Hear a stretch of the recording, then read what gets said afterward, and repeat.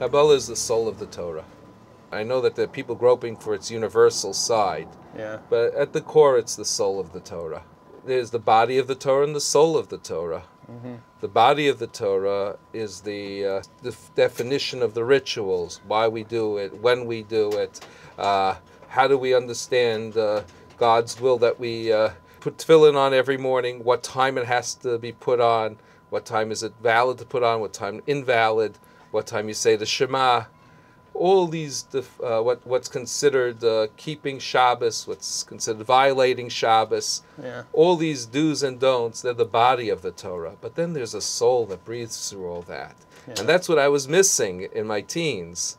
You know, that soul that breathes through it makes it make perfect sense. It explains the why of it.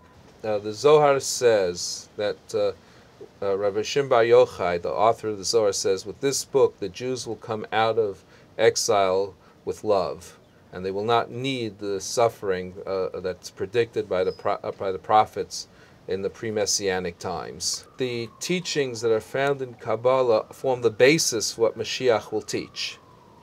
For the Torah of Mashiach, it forms the basis for what Mashiach is going to teach.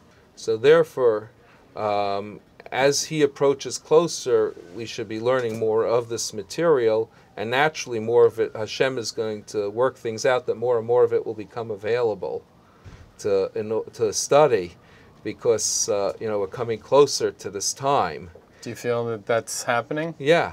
We're getting closer? Well, obviously, what else could it be?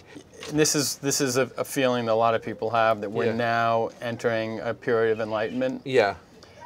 And that's why we're seeing the corresponding Kabbalah coming out in so many ways, in so many places, and so many ways of learning. Oh, it's very exciting, isn't it? Makes you feel good. Very much so. Obviously, it's going to be a very spiritual time in terms of those who study Torah, and Jewish people, but I believe the Messiah is coming for the world, too, and I believe that spiritual knowledge is going to spread throughout the whole world.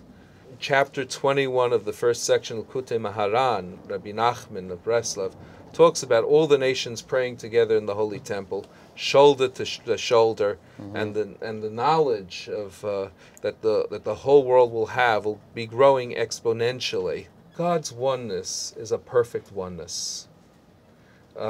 So any oneness that a human being thinks of is made up of parts. We call that composite oneness. So if you were to say there's one box here, right? But it's made up of parts. There's a hinge, there's a lid, there's the body of the box. Then even within this, there are molecules, and further broken down to atoms, broken down into subatomic particles. So everything that we think of as one has parts. Right. God's oneness is what's called in academic English a non-composite unity. In other words, there are no parts whatsoever. And how does your mind get around that? It doesn't. That's the point. You submit to the mystery. At that point, you realize it's a mystery. The human mind is designed to process fragmentation. If there's no fragmentation, then there cannot be any finiteness either.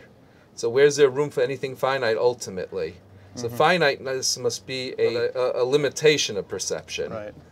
Because ultimately, if the eyes were given permission to see, it would not see the physical at all. So because the limitations of our perception, therefore we see a physical world. God gave the nations of the world the 7 Noahide laws. And one of the 7 Noahide laws is the belief in one God. Right. So therefore, you could base off that a mystical system that would be all-inclusive. In other words, becoming more and more attuned to the oneness. Right. And this way, bring the whole world together in. And we need that. Yeah. That's the whole point, isn't it? Yeah. It's the whole future. Right.